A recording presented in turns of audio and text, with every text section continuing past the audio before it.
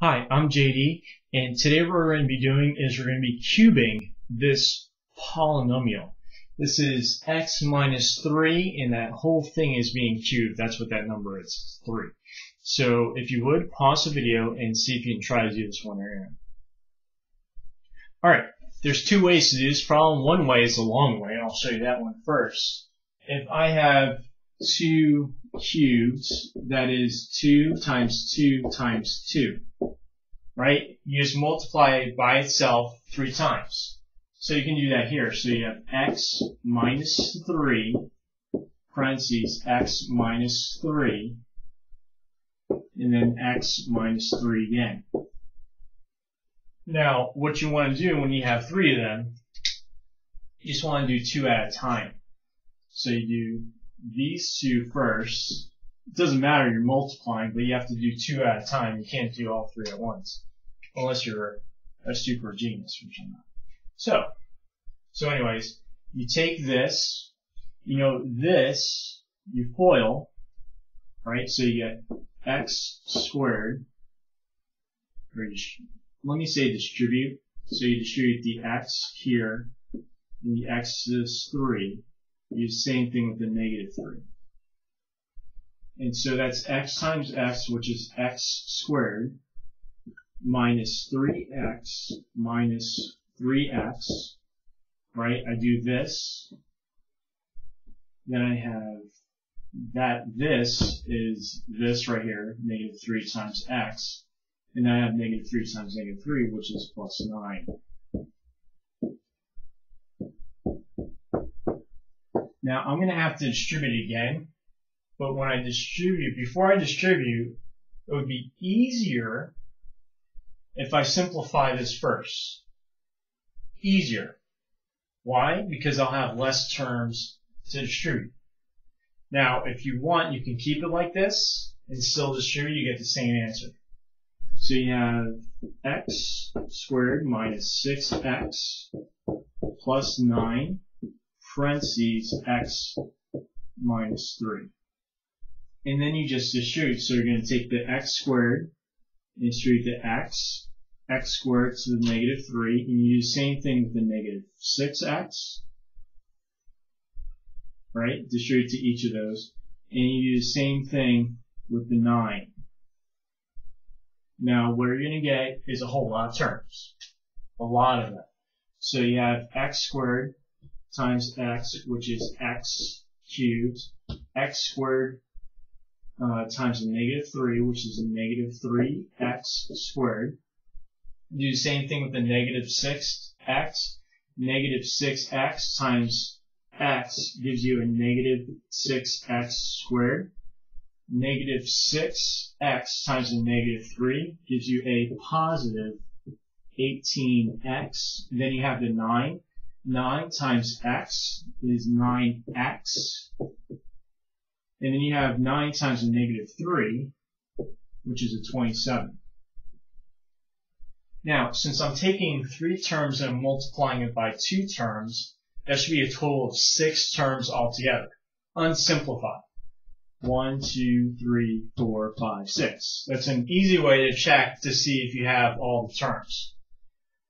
Then what you want to do is you just want to simplify it, right? You want to add like terms. So there's no other x cubes, there's x squares, right? You have those that are just x's, and then you have a constant, and there's nothing there. So nothing with the other constant. That's what I mean. And so you combine like terms. So, wow, I'm out of room. So I'm going to need my handy dandy eraser. So I'm going to erase this part right here if you need it.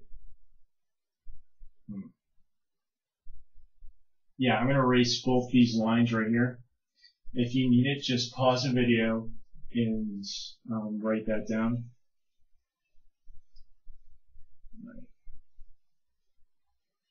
So I combine like terms. I have x cubed, 3x squared minus 6x squared, negative 3x squared minus 6x squared is going to give me a negative 9 x squared.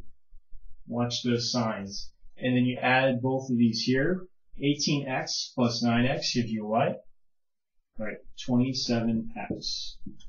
So that's 27x minus 27. And that's it. Now let me show you the shorter way. The shorter way, erase all of these. Now if you need this, write this down. All right, erase it. The shorter way is this. Knowing Pascal's triangle. Pascal's triangle is this. It's made by, it was, I guess, discovered by Pascal. The pattern. Triangle means it's in the form of, well, triangle. So you have ones on the outside, and then on the inside, you simply add these terms, or these numbers. So 1 plus 1 is 2. That's how you form that. 1 plus 2 is 3. You have that, and then 1 plus 3 is 4. 1 plus 3 is 4. 4. And then 3 plus 3 is 6. Now what Pascal's triangle does, it gives you the coefficients for the binomial, whatever you're racing to. Because you're going to have another binomial as your answer. Race to 0 gives you just plain 1. Race to 0 is going to give you this. Race to the second power gives you these coefficients. Raise to the third power gives you these coefficients, and raise to the fourth power gives you those coefficients. And it's the coefficients. Now, what's going to happen is this x is going to start x cubed and it's going to descend. So it's going to go from x cubed to x squared, x to the first, and then x to 0. With this term, it's going to be raised. This is the pattern. I'll show you in a sec. It'll be 3, starting off 3 raised to 0, and it's going to ascend. So it's going to go from 3 to 0, 3 to the first, 3 squared, and then 3 cubed. And since there's a negative sign here, the sign is going to change. So what you're going to do is x cubed times 3 to 0 minus, because the sign changes. Now the coefficient that you're going to need is a 3, so 3 times x squared times 3 to the first plus another 3, so it'd be 3 times x to the first, right, times 3 squared. And then for your last term, the coefficient's just 1. So I'm going to erase this. Minus x to 0 times 3 cubed. Now what you're going to do now is simplify it. So this is x cubed minus, this is 3 times 3, right? 3 to the first is just 3, so it's minus 9x squared. 3 times 3 squared. 3 squared is 9. 9 times 3 is 27. So plus 27x. X raised to the 0 power is just 1, the whole thing. And so you have 1 times 3 cubed. 3 cubed is 27. What's 1 times 27? Right, it's just 27. So it'd be minus 27. And notice it's the same thing. So either which way, the short way, and this is much shorter than the other one, or the longer way. Whatever way that you're more comfortable, do that. Alright, and that's it.